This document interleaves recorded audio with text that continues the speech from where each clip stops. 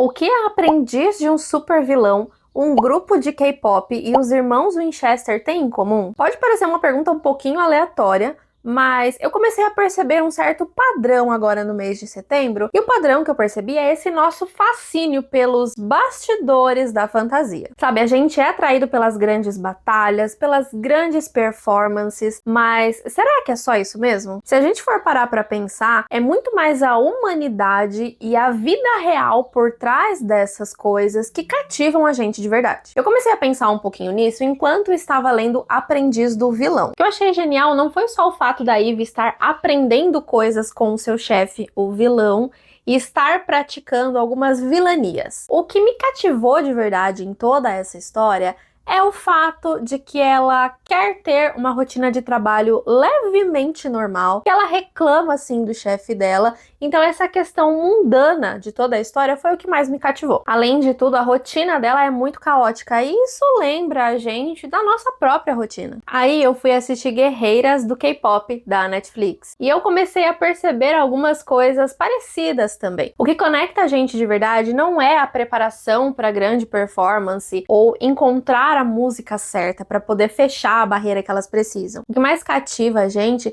é o fato da luta da protagonista, dela estar precisando esconder quem ela é para que ela possa ser aceita. E cá entre nós, isso não faz a gente lembrar de nós mesmos, que muitas vezes nós precisamos esconder quem nós somos para tentar se encaixar em um determinado lugar, em um determinado padrão. E claro que isso me conectou também com Supernatural. É uma série que eu amo e mais do que isso, eu comecei a perceber que o que fez a série ser tão incrível não era só a gente lembrar dos monstros da semana ou das batalhas que os irmãos travavam, mas sim o fato de que eles viajavam dentro de um carro, paravam em restaurantes de beiras de estrada e muitas vezes desenvolviam os seus planos em quartos de motéis na beira da estrada também. E o que fez a gente se conectar com os irmãos ao longo de todos esses anos foi justamente essas coisas rotineiras. É claro que, né, a gente não tá aí discutindo planos de salvar o mundo em quartos de motéis baratos, mas vocês entenderam o que eu quis dizer. E quando eu juntei todas essas coisas completamente diferentes na minha cabeça,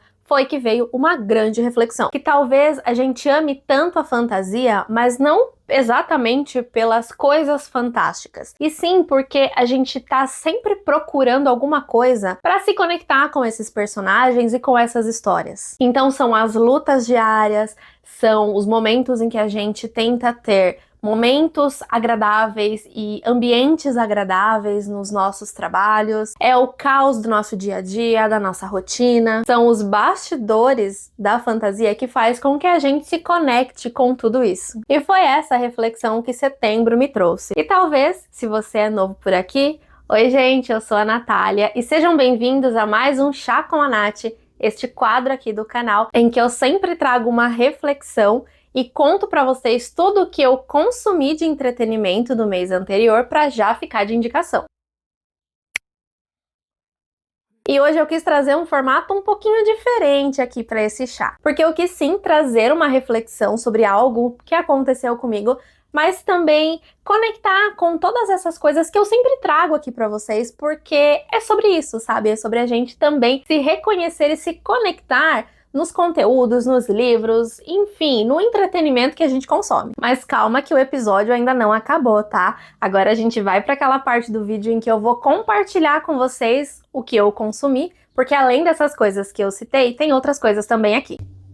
Falando dos filmes, eu comentei com vocês que eu assisti Guerreiras do K-pop da Netflix, que é um filme que tá aí super estourado, mas antes disso, eu finalmente assisti Missão Impossível 8. O 8º filme da franquia até então é o último, e eu não sei se vamos manter assim. Eu até gostaria que sim, mas eu também confesso que gostaria aí de ver mais, porque Missão Impossível é uma franquia que eu gosto muito. Eu acho que o filme ele se encerrou muito bem, embora eu tenha achado ele um pouquinho longo demais. Eu confesso que é meio estranho me despedir de personagens que eu acompanhei por tantos anos ao longo da minha vida, então eu confesso que se tiver aí mais alguma coisa pelo meio do caminho, é óbvio que eu vou assistir. Partindo pro bloco das séries, eu mencionei Supernatural, que eu maratonei aí alguns episódios, mais precisamente da 2ª e 3ª temporada. Inclusive, setembro agora foi um mês em que eu trouxe conteúdos, né, vídeos aqui especiais de Supernatural, então eu vou deixar a playlist aqui pra vocês. Essa é uma série que eu tô reassistindo já tem algum tempo, porque é uma das minhas favoritas. Isso começou porque eu ia fazer esse projeto especial aqui pro canal,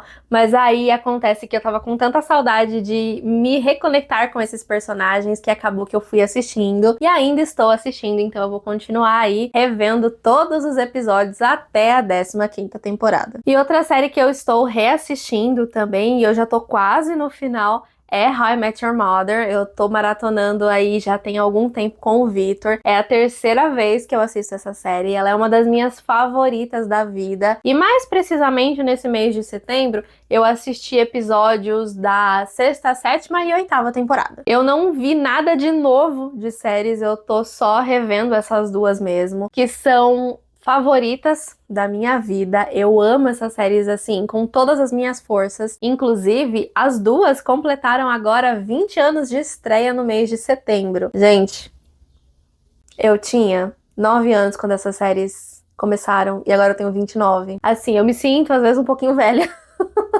Mas essas séries são as minhas queridinhas. Vou deixar agora a minha xícara. Vocês gostaram da minha xícara nova, gente? É do Seu Madruga. E aqui atrás tem a frase: não existe trabalho ruim, o ruim é ter que trabalhar. Essa xícara é maravilhosa. Ela é da Elo Illustration. Eu vou deixar o arroba dela aqui para vocês conferirem outros trabalhos dela também que eu amo. Agora eu deixo então de lado para falar um pouquinho das minhas leituras com vocês, não é mesmo? Eu mencionei então Aprendiz do Vilão, que é a sequência de Assistente do Vilão, e aqui a gente vai ter então a continuação do primeiro livro da série, e ele já começa exatamente do momento em que o primeiro livro acabou. Aqui nós vamos acompanhar um pouquinho mais dessa série, vendo mais do reino da fantasia que existe por trás de toda essa história, e lidando com a Ivy, a nossa personagem principal, um pouquinho, como eu posso dizer, com uma pitadinha de vilania. A Ivy aqui, aconteceram algumas coisas com ela no primeiro livro, e aqui no segundo vão continuar acontecendo outras coisas, que vai mudar um pouquinho a forma como a gente vê essa personagem,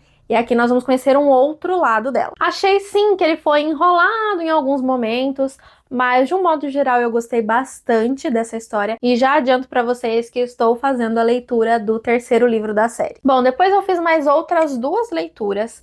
Uma delas foi uma cena extra do livro Missão Romance, que é este livro aqui, da série de livros Clube do Livro dos Homens. Eu li esse livro em 2021 e eu até trouxe vídeo aqui pro canal. 2021? Não, 2022 eu fiz a leitura desse livro. E agora no mês de setembro eu li uma cena extra que foi liberado algum tempo atrás. Embora tenha sido legal revisitar esses personagens, porque eu gosto muito, muito da dinâmica deles, eu achei que essa cena extra não agregou muito. Então, foi legal, mas se eu não tivesse lido também, não teria mudado muita coisa, entende?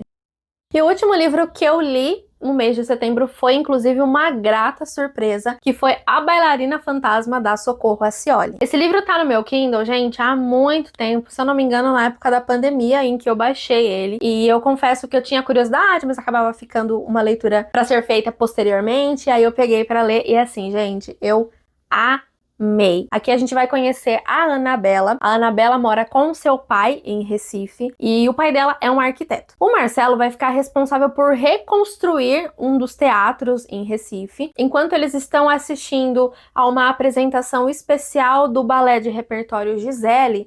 A Anabela vai ver uma bailarina completamente diferente ali, e só ela consegue enxergar essa bailarina. Algumas coisas vão acontecer ali no meio do caminho, e aí nós vamos conhecer um pouquinho mais da história dessa bailarina, que é uma história bastante triste, mas que eu fiquei completamente apaixonada. A escrita da Socorro é uma delícia e eu já tinha ouvido falar muito bem dessa autora, e eu confesso que depois de ter lido A Bailarina Fantasma eu fiquei muito curiosa para ler outras histórias da autora. Tem alguma recomendação de qual outro livro dela eu já posso começar? Deixa aqui para mim nos comentários. E agora nós vamos para a parte de música. Como vocês já estão acostumados, eu vou pegar a minha cola aqui. Bom, gente, então em setembro eu ouvi 4.613 minutos de música, o que foi bastante coisa, né? Meu artista mais ouvido então foi o Ed Sheeran, seguido por Damiano Davi, que tá sempre por aqui, Lady Gaga, Benson Boone e Shakira. E agora as músicas mais ouvidas. A primeira foi Goodbye, da Sabrina Carpenter,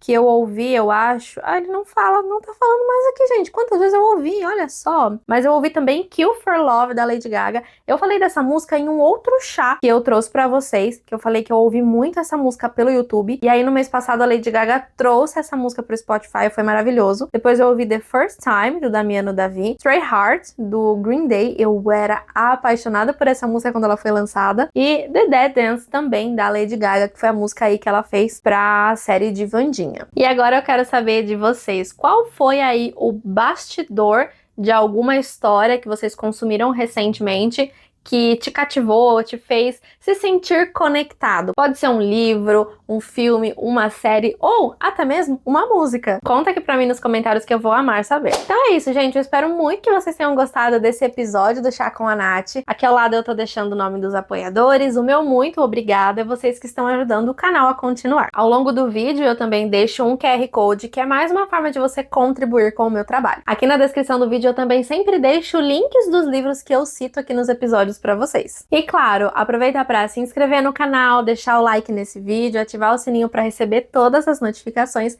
e me seguir nas redes sociais. Então é isso, eu te espero no próximo episódio do Chá com a Nath ou no próximo vídeo aqui do canal. Tchau!